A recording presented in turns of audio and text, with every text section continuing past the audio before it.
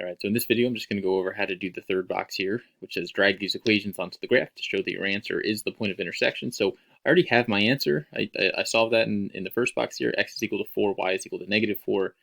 I showed in box 2 that these have to be the correct answers because they worked in both equations, right? So I plugged in those numbers and I got a balanced equation for both of my equations. And now here, we're just going to kind of relate this back to what we had been doing last week and the week before, which was graphing systems to find a point of intersection.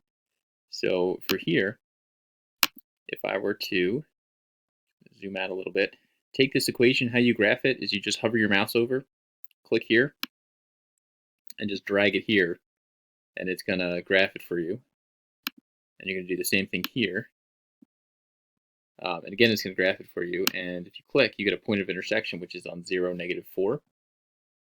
And if you scroll up, like that's exactly what we got algebraically, right? I got x is 0, y is -4. So you can do it using substitution. You can solve a system, and you're going to get the exact same answers if we actually graph the lines and found the point of intersection.